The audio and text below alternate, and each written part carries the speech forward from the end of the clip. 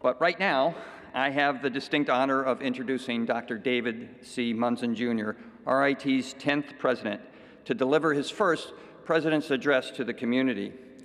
Dr. Munson comes to us from the University of Michigan, where he served as the Robert J. Vlasic Dean of Engineering. As Dean, Dr. Munson achieved notable success in growing the College of Engineering in size, stature, and footprint. During his tenure, the faculty grew by 30% with a focus on selectivity, diversity, leadership, and new capabilities.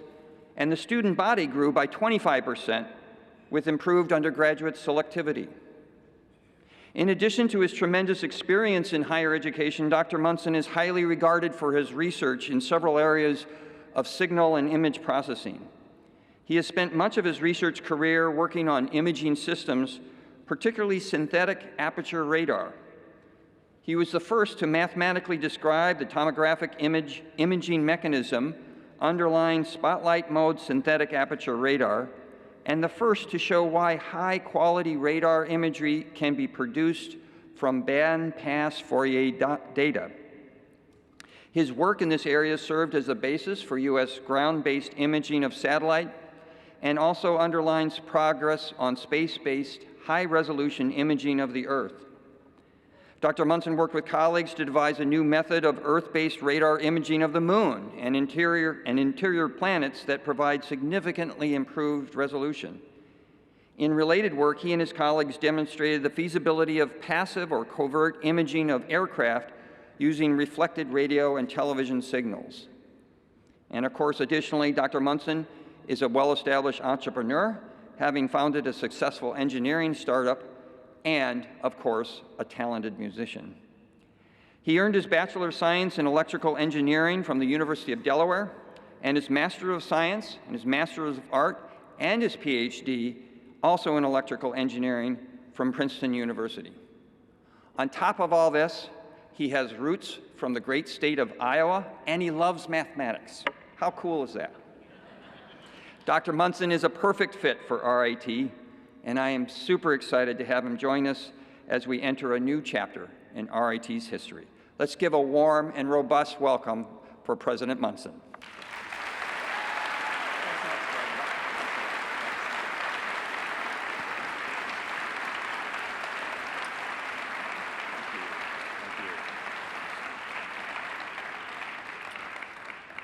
Thanks very much, Jeremy. You failed to tell me that everybody would be departing from the stage. So I'm going solo. But sincerely, thank you, and many thanks to Chris, to Kathleen, Fareed, and Keith for your passion and dedication to RIT and for your excellent remarks. Let me start by saying that my wife, Nancy, and I are thrilled to be here and be part of the RIT family. It is an honor and privilege to begin serving as RIT's 10th president. I want to thank everyone here this morning and the extended RIT community for the warm welcome that we have received. We are energized by the cutting-edge nature of RIT, including its talented and ambitious students, faculty, staff, and alumni. Nancy and I already are enjoying the Rochester area and making friends both on and off campus. Soon we will begin learning sign language. In that regard, please have a little bit of patience. We were attracted to RIT. Oh, thank you. We're going to make the college try, and we're going to do it. We were attracted to RIT for many reasons. RIT has been rapidly ascending for many years under the leadership of Bill Dessler and his predecessors. This university is truly unique in American higher education. We have been shaping the world through creativity and innovation. RIT is now one of the top few universities working at the intersection of technology, the arts, and design. We can leverage these strengths, the core of the university, to continue building important and unique programs in all disciplines, including business, the health sciences, and yes, the liberal arts. We can lead the nation, if not the world, I believe, in taking this approach. RIT has a long history of programmatic innovation. We are known for NTID, sustainability, imaging science, and the list goes on and on. We're accustomed to being on an upward trajectory. That's now part of our DNA. We expect to get better every single year, and I like that attitude. At RIT, I feel an eclectic vibe. Not everybody has to be the same. In fact, difference is good. We have people with blue hair, people with green hair, and of course people with orange hair, some with no hair. We're accepting of all. And what really matters are the ideas and the passion that people bring and how they innovate. People at RIT work hard, play hard, and definitely have fun. And this campus has a huge focus on diversity and inclusion, as we've already heard. In this day and age, and especially with what has taken place over the last few weeks, this is a critical topic at every university in the nation. I'm very pleased with the work that I see here, and I'll be privileged to be some small part of that. We will continue to promote civil discourse, create community, and keep each other safe. RIT is now a research university, and I include scholarly work and artistic expression in that same realm. We are creating new knowledge and understanding the world in new ways. That's important to me, and it's important to RIT. Our growing research programs are offering our students even more educational opportunities. Most important, it is you, the fabulous people of RIT, who attracted me. You won Nancy over too, big time.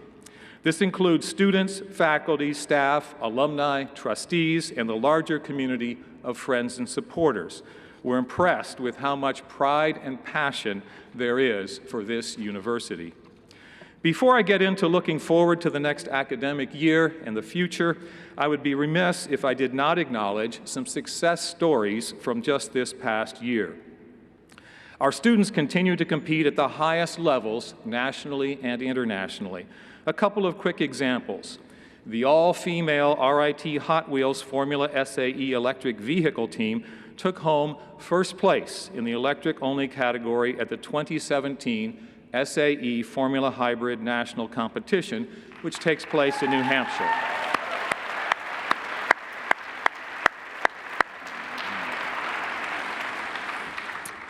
And by the way, they beat teams that were full of men, which was great. And RIT students also became the first from a university to publish a video game on the Xbox One platform. Of course, our game design and development program ranks among the nation's elite. I didn't know that when I left Big Blue at Michigan, I would be joining an athletic powerhouse. With ample successes in the classroom and on the field of play, the RIT athletics program enjoyed tremendous success during this past season. From Liberty League championships to NCAA berths to All-American status and academic All-America plaudits, RIT's 675 student athletes had plenty to celebrate. And this includes an overall GPA of 3.33. Let's show them some Tiger pride.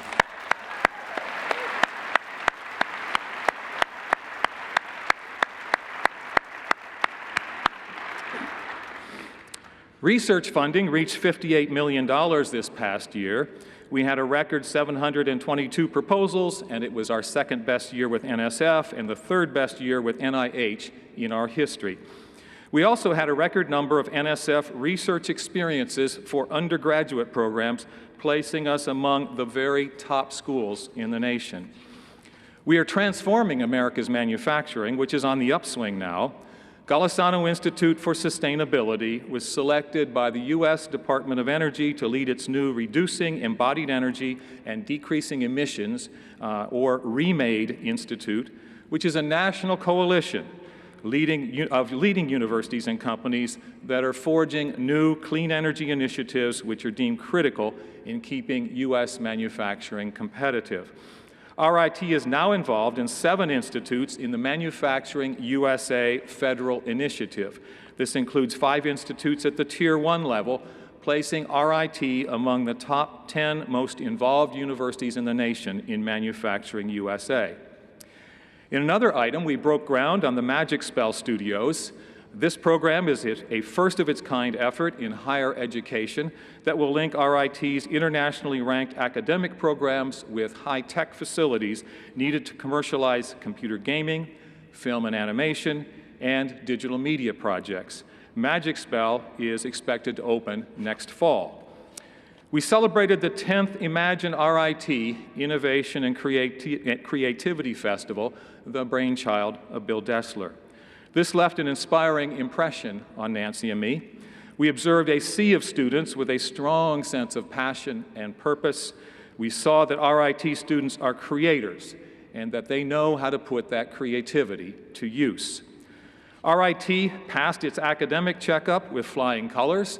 The Middle States Commission on Higher Education, as you know, has reaccredited RIT for a full 8-year cycle after determining that the university complies with all its standards and requirements. Thank you to everyone who played a role in that activity.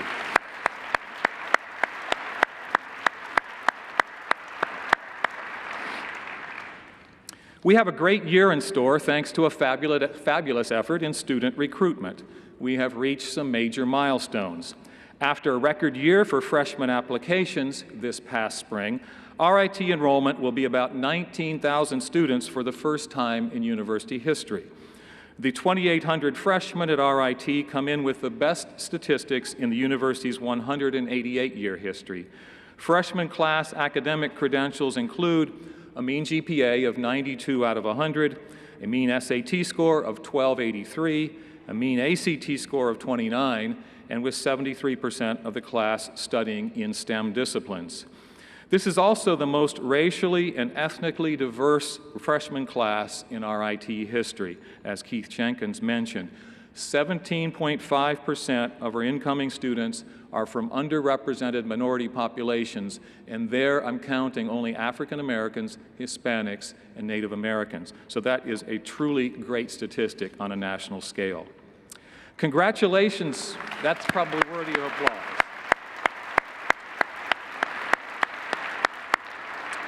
So congratulations to Jim Miller and his team on this outstanding class, indeed for all the great work by everyone on student recruitment over the past year. This really sets us up for future success. Now let's turn the page and begin to look forward. Before I started, Bill Dessler offered some sage advice. Bill said, and I quote, "Before you launch into any changes, see what RIT can teach you." And I have found that advice to be truly important. Accordingly, please know that I don't have any intention of trying to make RIT just like any other university. That would be a big mistake. I've been in the listening and learning mode over the past few months, and at this early juncture, I would like to offer some preliminary observations, comments, and probably mostly questions to help us think about how we can continue the upward climb at RIT. I'll briefly discuss 5 different areas, beginning with programs, and then people, facilities, the campus appearance and vibe, and finally resources. So let's start with programs. And I'll begin with questions. How do we build the unique core of RIT, namely technology, the arts, and design, to become even more distinctive and attractive to prospective students? And how do we leverage that same core to strengthen the liberal arts, business, and health sciences in important and unique ways? What about our academic structure? I think that over time we're going to need to examine the structure of our colleges and various units and ask, do we have the right mix? Do we have the right arrangement? And what disciplines need to be strengthened or added? Many of you already know that one of my passions is the performing arts. That's a place where I think we need to be much better than we are, even though we have many fine student performing groups. We're very strong in the making arts in any sort of academic sense, as well as in just the sheer things that are produced and exhibited, but we're not as strong in the academic side of the performing arts. A quick note, we can build our programs on this campus in a way that complements what else exists already in Rochester. We do not intend to compete head-to-head with the Eastman School of Music, I promise you that. Maybe one of our goals should be that we offer the best performing arts programs in the nation for non-majors. Wouldn't that be neat? Yeah. Let me comment on career focus. Career focus is a notable strength for RIT, but I'm going to ask a controversial question. Is RIT too career-focused? You might say, how is that possible? I'll answer with another question. Do we have even higher aspirations? Do we want for our students to have more than just careers? Maybe they can change the world. That's what the alumni from our photography program certainly have done, winning a dozen Pulitzer Prizes. So I say, let's shoot for the stars. Co-op. Co-op is absolutely integral to RIT, and under my presidency, it's going to remain huge. It should remain huge. But I'll have a broader emphasis on experiential education, which includes a lot of things. For example, summer internships outside the scope of a formal co-op program. A biggie on my list, a real biggie, is international experience involving study, work, research, or service overseas. These international experiences often are described as eye-opening and life-changing by both our students and their parents. Another critical component of experiential learning is enabled by our multidisciplinary student project design teams. Here I'm talking about activities outside the standard curriculum, such as the Formula Baja race cars. There is nothing like starting with a blank sheet of paper and a goal to design X, whatever X is, where you individually do not have the capability to create that design yourself. Instead, it's a team effort, along with all of the complexities of managing a group and team dynamics. Of course, entrepreneurship is another path in experiential learning, and we will continue emphasizing these programs at RIT. I'll also again mention our undergraduate research programs, which have been growing, and our hundreds of student groups and societies, which provide opportunities for our students to develop their leadership capabilities. Although most of our students will not have time to undertake everything I've mentioned, maybe Fareed, but he may be the only one, I think all of this counts, and I think it counts in a really big way. In developing our research programs, my question is, what should be our longer-term strategy for growth? Should we continue to focus on specialized areas rather than traditional disciplines? Should we add new PhD programs, and if so, which ones? In thinking about these questions, how might the answers affect faculty recruitment? If we're looking for the very best faculty members, what are they hoping to find here when they come in way of these programs? Because we need to recruit top faculty, I think a long-term goal for this campus might be to have 1/3 of our students be grad students and 2/3 undergrads. This is far more ambitious than is what is in our strategic plan, but please note that I haven't put any timeline here. I just think it would be a great long-term goal. NTID is a gem. NTID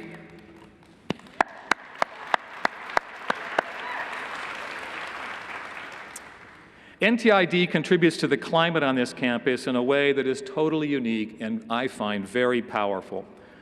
But instead of thinking of NTID as a special attribute of RIT, I say let's leverage one of our biggest strengths. So I ask, what does and can NTID offer to the entire university that will make this whole place better? That's how I would like to think about it. Thank you. What about athletics? As you heard earlier, the program is doing really well. But what if we built a program that was perennially ranked among the very top in the nation in Division III, year after year? Would that further enliven our campus? Would it help us attract even better student athletes? We have a lot of those already. Would the investment be worth it? I don't know the answer to those questions, but I think those are questions that ought to be asked. What about our overseas campuses and programs? These are important. They're really important. They're a feature of most leading universities in the world, and they serve to connect us with the rest of the globe. But I want for us to make sure that the programs we have in place and those that we decide to put in place pass a little bit of a test. I want for all of our overseas programs to provide value to our students and faculty right here on our home campus in Rochester. I want to have lots of opportunities for our students to go overseas. Now let's talk about people, another major category. Building a top university, frankly, is all about attracting the best people. Whoever has the best people, they win, period. I wish it were that simple. In terms of faculty, it's critically important that we look not just for outstanding teachers, not even just teachers and great researchers, but also people who display leadership capability. We need to hire people who are better than we are, and that's hard because we're really good. You heard earlier that we have possibly our brightest freshman class ever, yet we must continually improve student quality each year via effective marketing and communications, expanded summer programs, special recruitment weekends, and increased scholarship aid from donors. And let's not leave out staff. Recruitment of top-notch staff is critical, and as you heard earlier, our staff are the people who literally make RIT function.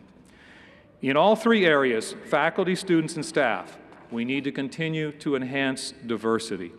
For our student body, we need a more favorable gender balance and increased minority population. To do this, we're going to need to improve our STEM recruitment, as good as it is, and to grow some of our existing non-STEM disciplines.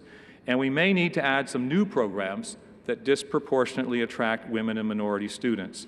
My own goal, in terms of gender, is that we have at least 40% female students on our campus, and the only question there is how fast can we get there?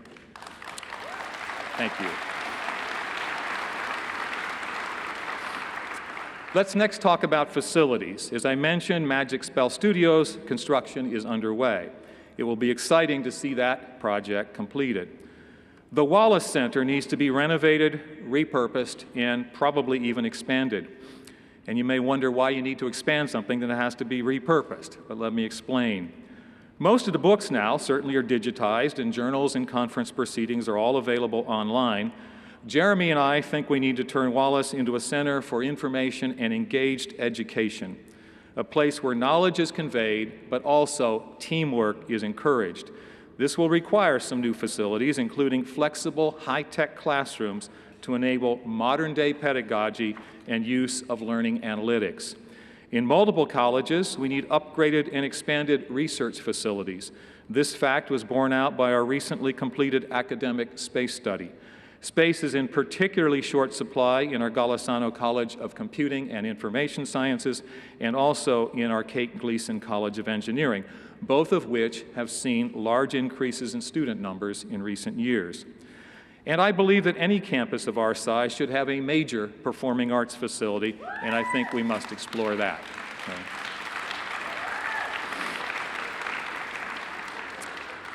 And then finally, if we want to do anything more in athletics, what about our facilities there? Is there anything that we need to do? This leads me to the campus appearance and vibe, how it feels to be here. Part of what's really important is how the campus appears both to visitors and to us who reside here. I think our campus should look and feel like creativity and innovation, because that's what we're about. Our landscaping, sculpture, and art galleries are absolutely terrific, and they provide a great backdrop for what I'm talking about. But there are other campuses that have nice sculpture or beautiful landscaping and great art galleries. RIT needs to somehow feel different so that when you arrive, you know right away you're at a different kind of place. When students are making things, sculpture or glassware or furniture or some of these race cars that I've mentioned, I think those activities should be visible.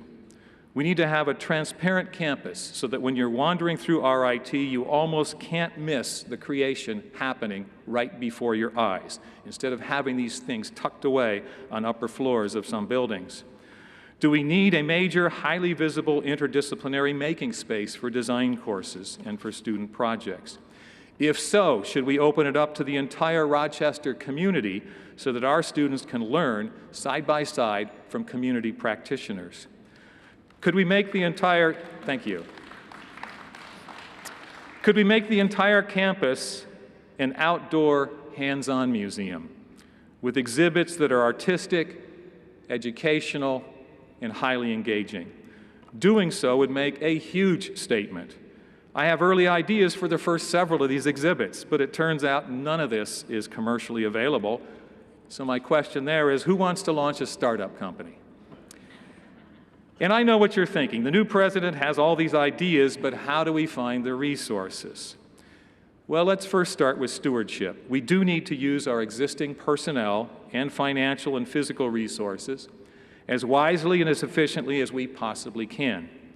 We must continually ask if there are savings from existing operations and whether there are operations that can be consolidated.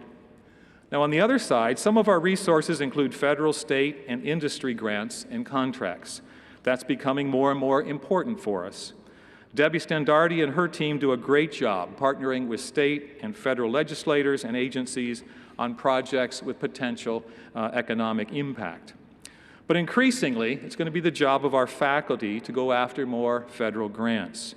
As Dean of the College of Engineering at the University of Michigan, about half of my budget consisted of research funds, almost all of that brought in from the federal government by faculty. Now, don't get too concerned. I'm not proposing to necessarily go that far here, but this is going to be an increasing fraction of the revenue coming in to RIT. Traditional philanthropic fundraising is also critical to enhancing our resources. We need to focus on alumni and industry relations and building the RIT community. I'll be working hard on that with Lisa Kauda and her team, with the deans, the vice presidents, and frankly, with everyone else. We need to raise funds for endowed scholarships, endowed professorships, for program support, and yes, for facilities. With expectations from our Board of Trustees for my increased involvement in fundraising, I will have to balance my time effectively. While I won't be on campus every day, I pledge to do my best to balance the needs of our students, our campus community, and our external constituents, both nationwide and around the world. My travels will begin shortly in an effort to connect with thousands of our nearly 125,000 alumni worldwide. Along with members of our Alumni Relations Office, I'll be embarking on what is being called a Tiger Tour. I don't know where that term comes from. And this is a Tiger Tour of cities where we'll be meeting with distinguished alumni, parents, and friends, and engaging both current and future donors. This exciting program will be kicking off locally in Buffalo, then Silicon Valley and Boston, all happening in September and October, with many more cities to come throughout the year. I am genuinely excited to go on the road to meet these RIT Tigers and to learn about our university through their many amazing accomplishments. RIT alumni are vital to our growth and continued success, and they are a significant part of the fabric that is RIT. One fundraising challenge is that RIT actually is not a very old university, despite that 1829 date on our seal. As an outsider joining your community, the way I see it, RIT is about 50 years old, corresponding to the date that we moved to this campus and began to really blossom. In fact, about 40% of our alumni have graduated since 2000, and fully 20% since just 2011.